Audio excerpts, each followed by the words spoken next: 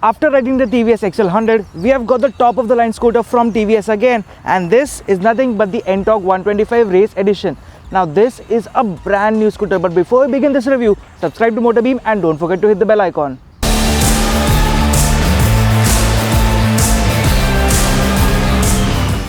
Now it's been a polarizing effect because from the XL100, which was nothing, we've got everything.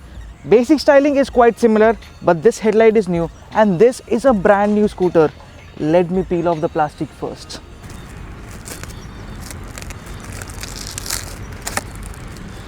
Oh, that was satisfying.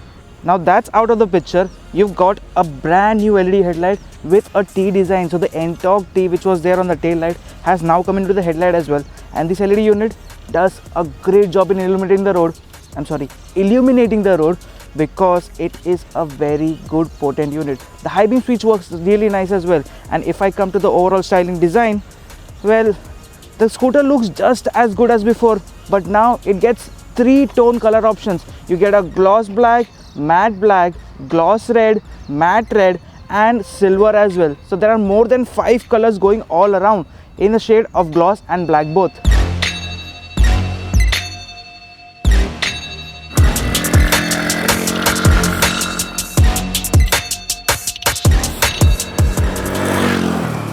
Now you get 12-inch diamond cut alloy wheels both at the front and the rear, and pedal disc too, that is at the front only. However, the rear section is good looking for the people who are left behind because this scooter is quick.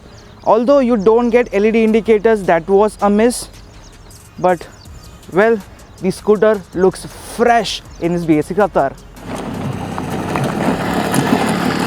What I like the most about the NTorq is coming from the older NTorq as well, and that is nothing but the cooling fan that's there on the engine. It's finished in red color and it just looks dope if you have a keen eye. And talking about keen eye, this scooter makes sure that you are riding the race edition because you get race edition stickers all over the place, even below the meter.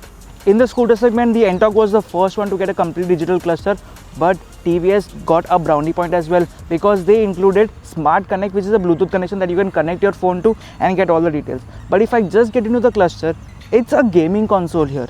I'll turn it on, it'll do a complete swipe, it'll do a complete check, and it'll start into the street mode. It'll although say hello racer because it is set up as racer right now, so there will be a greeting message too. There are tons of details like the fuel gauge, the speedometer, the time, the odometer, 2 trip meters, and this one also has an engine temperature too. If I switch on the mode button, you switch from street to trip B, then you get into the sport mode. Then you get the ride stats. That was my last level. I could see I did about 5 kilometers to the short location and I had a top speed of 90 kilometers per hour. Well, that's pretty nice. You get a 0 to 60 timer as well and the best lap too. That is a lot of details for a tiny cluster. If I jump onto the switch gear, well, you get a kill switch as well, a hazard light switch, a good starter button finished in piano black, and a high beam switch as well, which is pretty nice. If I add some more details, well, I really like the indicator switch too because it has a good kill function button too.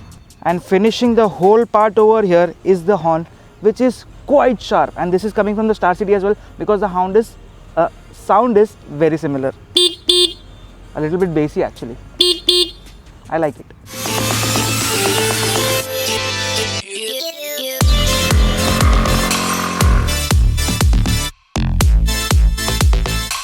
So the rider's perspective taken out of the picture. Now let's sit on the scooter, and because this is a scooter, it's a very comfortable place to be on, and you get good amount of space in the leg room too. Well, the footboard or the leg board, you can say, is not that spacious as you would expect, and TVS hasn't worked much on it, and it was the same case for the older NTorq too. However, if you're tall, you won't hit your hand to your legs because this scooter is comfortable for tall riders too. Now the mirrors are very similar to the ones seen on the Apache 160 and the 180 and the 200, and these give a good view of what's behind. I get a good feel from the grips over here, where the levers have a good feedback too. Now if I get off the scooter, there is a good enough space for the rider, but the space for the pillion is slightly limited. The grab rail, however, is brilliant. Cushioning is decent, but it is a little too soft for the liking. So if you are riding more than 10 minutes, you kind of sunk into it.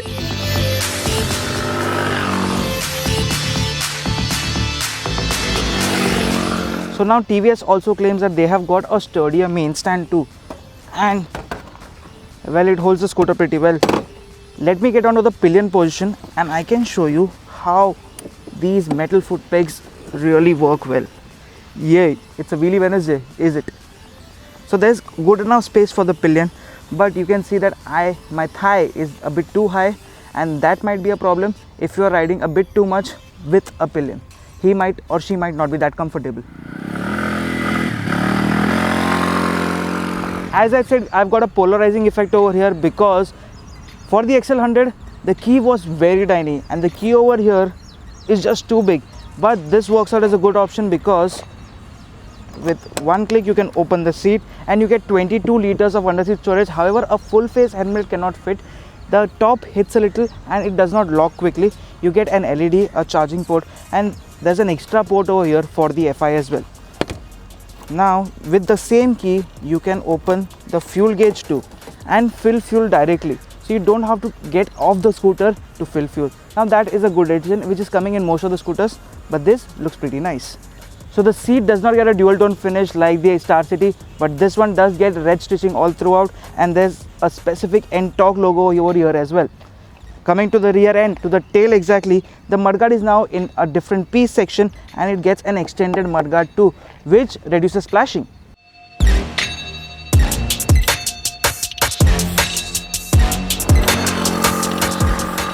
Coming to the heart of the matter, is the engine really new? No, it is not. However, the components around it are new because this one is a BS6 compliant engine. It produces a little bit less power but has the same amount of torque. Although the cherry on the cake is the race tuned FI. So in the mid range you get a good punch from the throttle, and the throttle response is very linear all throughout. You get a good low end, a decent mid range, and actually a good top end too. The speed limit, actually the top speed claimed by TVS is close to 95 km/h, but on the meter I was able to touch 97 without a problem, although I was riding single. With the pillion, cruising at 60 to 80 km/h will not be a problem at all. Although coming from the Star City edition over here, since we did the last review of it, you get an eco power LED as well, so you know whether you are riding using the power mode or in an eco mode.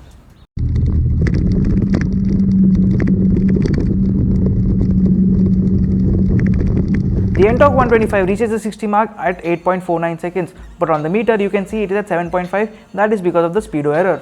So if you remember from the last TVS NTorq review, which was the BS4 version, I had a complaint that the engine used to vibrate quite a bit and there was a buzziness all throughout the scooter, but that has been rectified pretty well. You get that buzziness, but that is close to the red line, which is doing 80 km/h, and that's about it.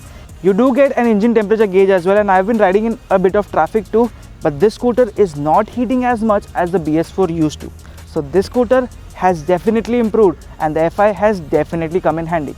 Now if you take this scooter out on a run, if you want to do highway runs, this one is to be, because this one rides in such a beautiful manner and the throttle response will be handful all throughout.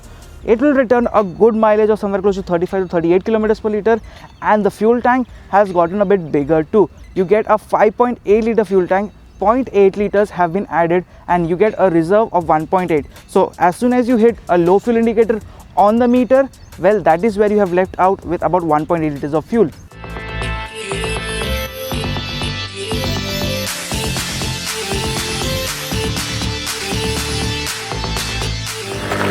It's a hot day and I'm sweating for real because this is a hot scooter.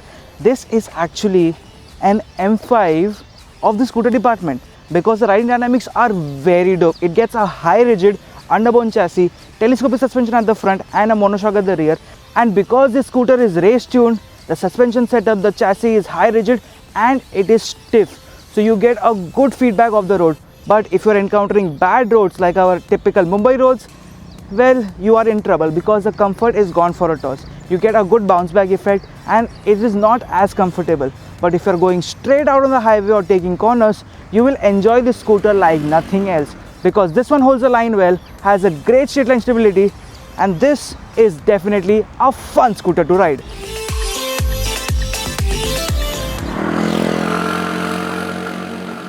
The feedback from the handlebars is really nice, complementing from the TVS tires both at the front and the rear. You get 12-inch wheels mated to a 100 section front and a 110 section rear tire.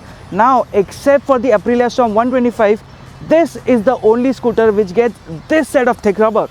As you can get to a good pace, you get good brakes as well. You get a disc brake at the front, which is a 220mm disc, pedal disc to be noted, and a 130mm drum brake at the rear. You get sync braking technology, so if you apply the rear brake, the front brake applies too, and the braking feedback is just brilliant. However, there is a version of the NTorq which is not the race edition version. It is the normal version where you get both drum brake variants, and that is where you can save your money. So the only gripe I have right now is that you don't get steel braided lines over here. Well, that is me asking a bit too much. And talking about too much, the ground clearance is very nice, and with this good set of tires, you can actually encounter bad roads if you're going at a decent pace.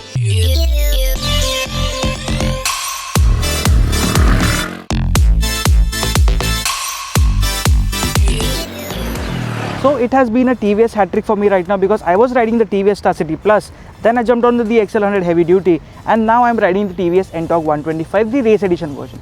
Now this one is the heaviest of the lot at 118 kgs, that is 2 kgs more than the BS4 version. But you don't feel that weight as much because the chassis and the weight distribution is really nice.